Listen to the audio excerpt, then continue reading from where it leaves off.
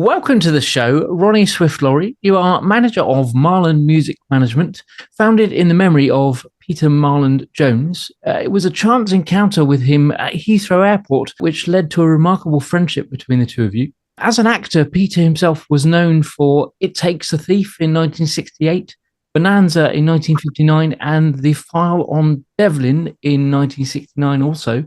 Also a reporter for ITN, interviewing a number of famous people, including Churchill, Peter Sellers, Sophia Loren, and Bob Hope. We will, I'm sure, talk more about Peter during our chat with you.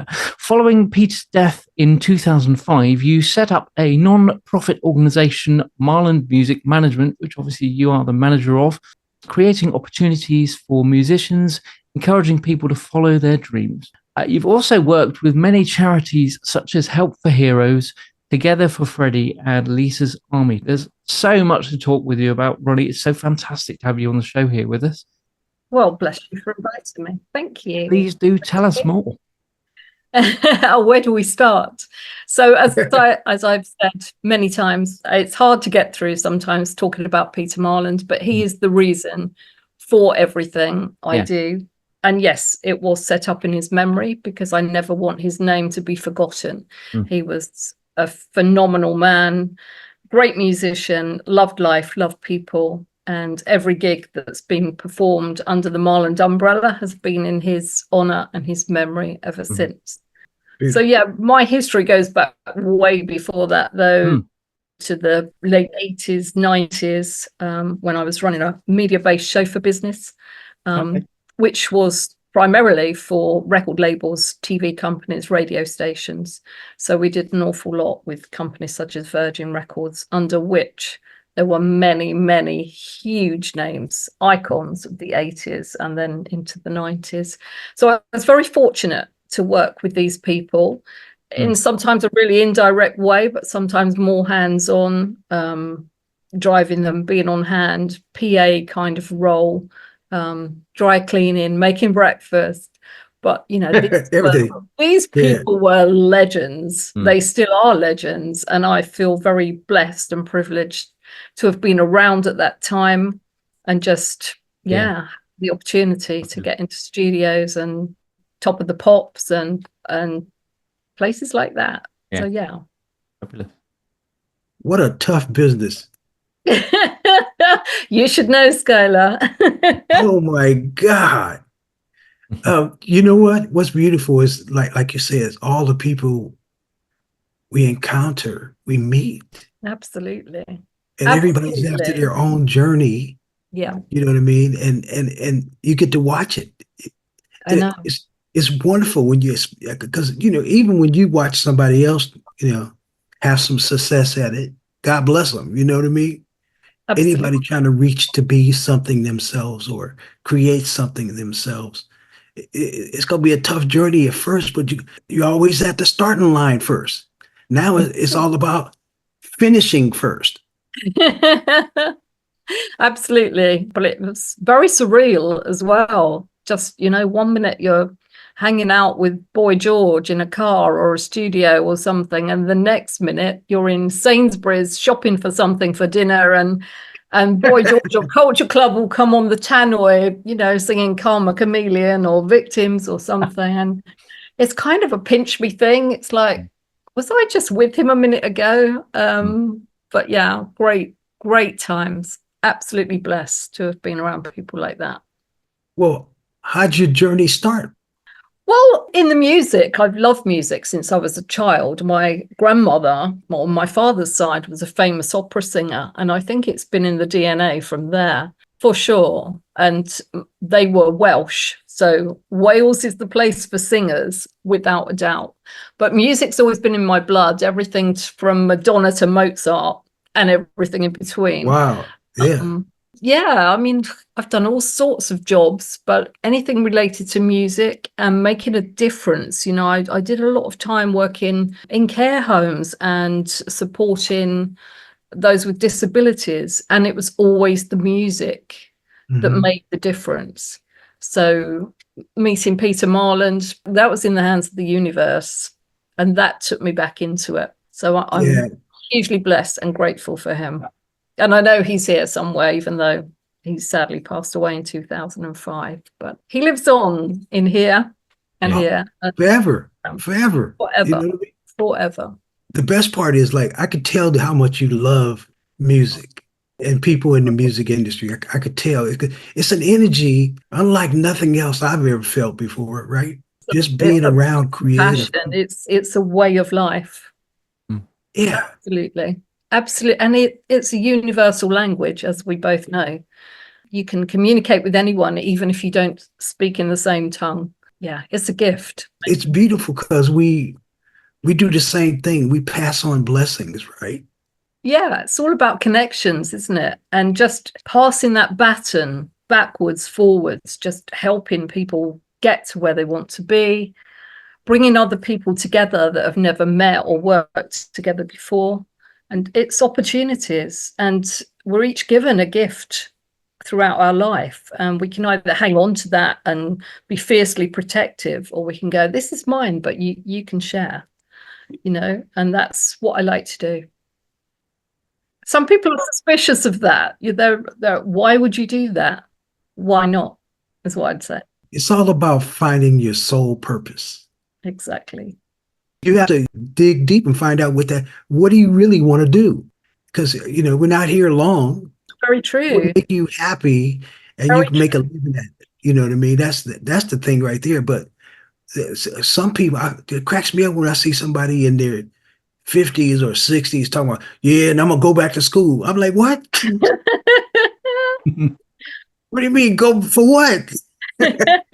You haven't figured out what you want to do yet? That's crazy. Well, yeah, but I think throughout your life, different things, like just coming back from Spain, I realized that my language skills are not that great, because all we Brits tend to do is speak louder and expect everyone to understand us. And it's so nice to know some more Spanish. You know, I picked up a few words, but if I get time, I'd love to learn some Spanish. Just so when I go back, we're heading back next year for another week of Pride. Apparently, I'll be able to be a little bit more able to converse with people and make them feel comfortable without them having to kind of fit in with us. Oh my God. Now, you know, we've been doing it for a long time, and it's a trip because the energy is different now, right? Yeah, absolutely. And the music industry is so different now, isn't it? Totally different. And everyone thinks it's easier because, yes, you can record at home. You don't need a whole studio with desks and a million knobs to twiddle. However, it's changed in a way that is difficult to explain to anyone that wasn't there years ago. Right. Of the magic of going into a studio or taking an artist to a label and introducing them, and the excitement beyond that. But, you know, I totally get it. The likes of Billy Lockett, who I just think is one of the most phenomenal new young artists I've heard. He's been, you know, really struggling for 12 years to get heard. And now he's made it. And he's made it on his own, bless him, just through the internet. But what a struggle on your own. It's 8 billion people on the planet. Yeah. Yeah. You don't need all of them. You can make a living off a lot of them. Or just some. That's what I'm saying. He went out and got his own fans, and that's exactly what you have to do. You know, you got to find your own fans, and hopefully they're loyal to you. And I tell people what my friend said to me, my Chinese buddy, he's amazing. He goes, Skyler, how many people in England? And I'm in London. I say, I don't know, probably 12 million or something. I don't know.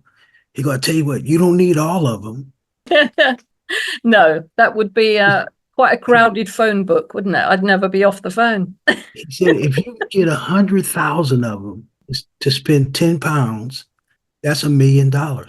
Absolutely. That's just 100,000 out of 13 million, right?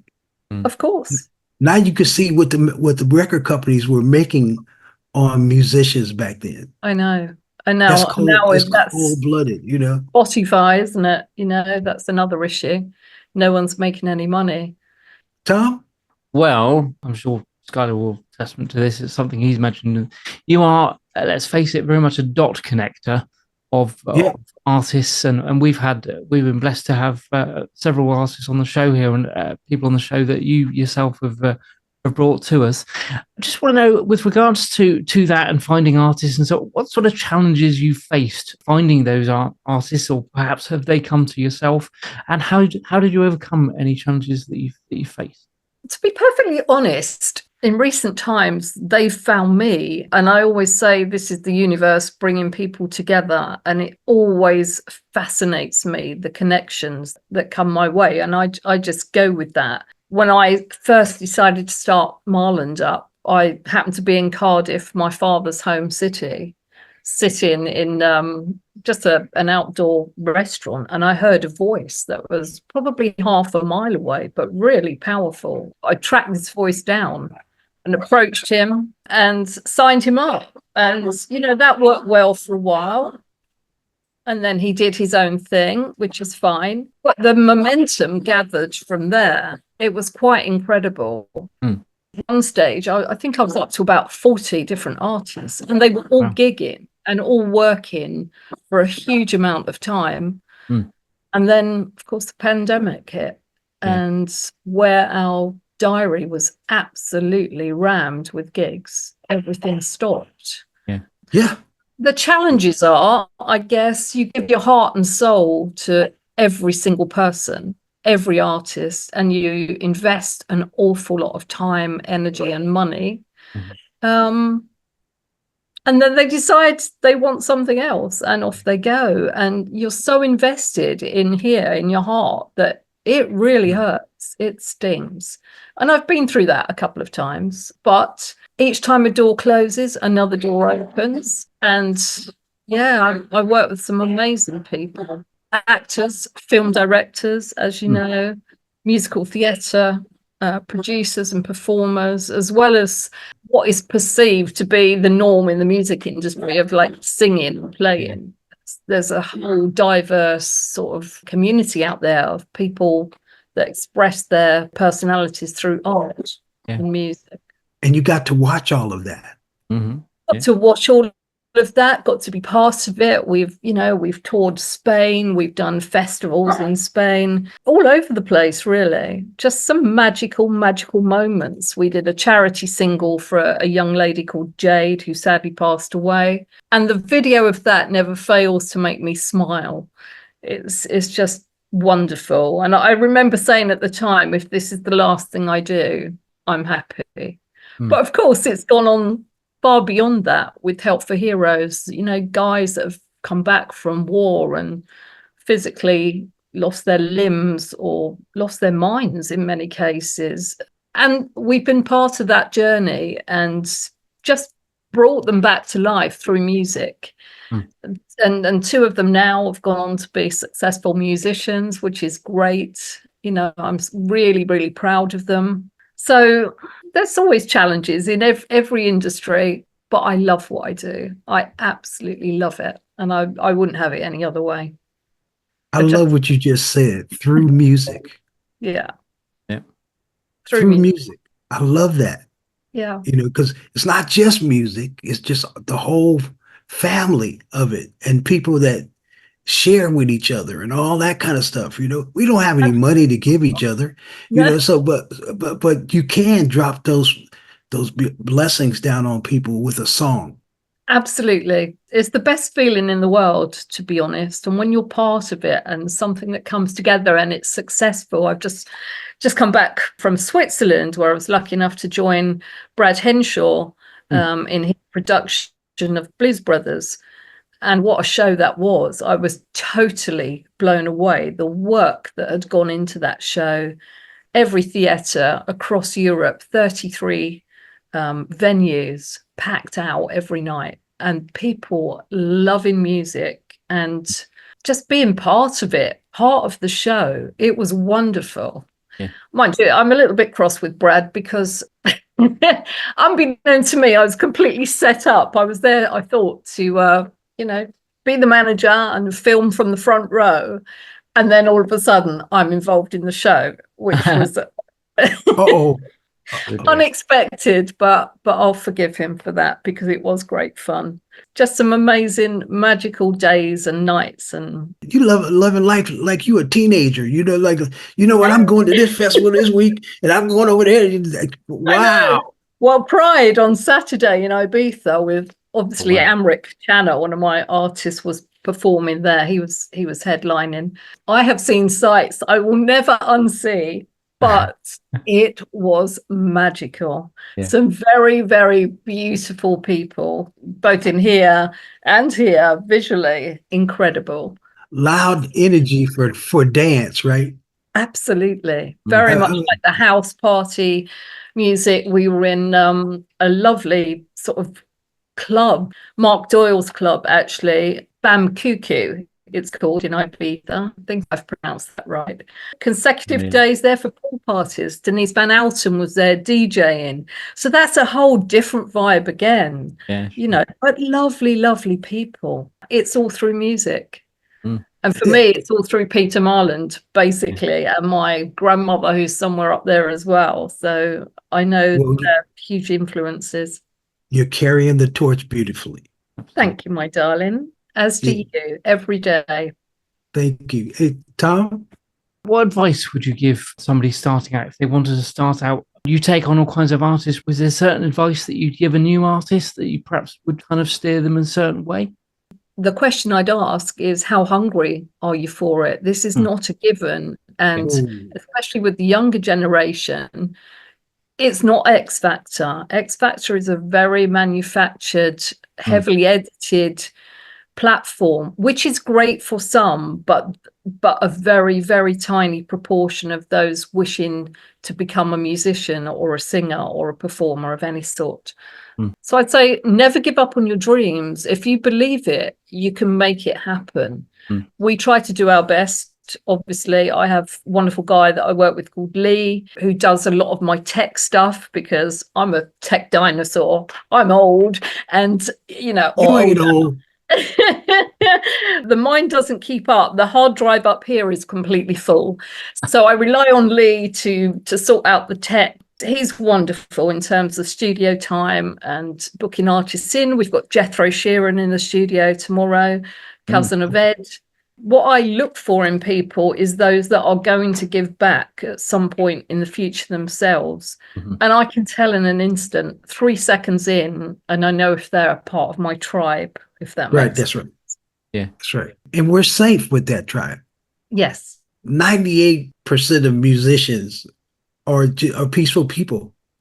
Absolutely. Some are crazy. There's a few of them make the rest of them look bad by their actions and behavior and stuff like that. But musicians we're not terrorists and all that kind of stuff. Like, we try to come to your place and perform. Yeah. Right.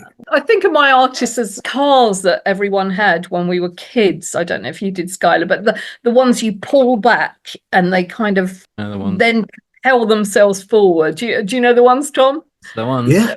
And that's kind of how they are. You sort of pull them back and you push all the energy into them and then you let them go. And hopefully they don't go crashing into anyone else. They're there and that energy continues and, they help others. And I do work with some incredible people and I am very, very blessed to know them. Matt Cook, very dear to my heart. He's incredible. James Duggan, George Wilding, Simon Hansen. So many. Young Alfie Draper, I've just signed up. Alfie was on Michael McIntyre's show. He has cerebral palsy, but he is an incredible young man. Incredible. Wonderful singer. Well, he's very eloquent in his speech. And he's all about passing the baton on and helping other people. It's finding people in your tribe, like-minded people. I love you. Thank you for coming on the show today. Oh, I love you too, Skylar. May we always be there for each other. And thank you, Tom, too. Just want to know, Ronnie, if you can let our viewers know how they can get in touch with you, maybe website details or anything like that, where you can be contacted. We have a new website under development. For now, you can find us on Facebook, Marland Music Management. My personal page is Ronnie Swift Laurie. We're on Insta as well, Marland MM. So yeah, just reach out, get in touch. We're always here to help in any way we can. That's beautiful. That's music for global change right there in a nutshell. Soup for the soul, my darling. Oh. Much love. Thank you for coming on. Thanks, Ronnie. Bye, guys. Thank you. Music can save the world. Music can save the world. If we all get together, music can save the world. Yeah. Music can save the world. Music can save the world. If we all come together, music can save the world. There's an urgency facing our humanity. Thank you so much for watching. To stay up to date, please click subscribe and hit the bell. You can also join our group on Facebook and find us on LinkedIn and Instagram.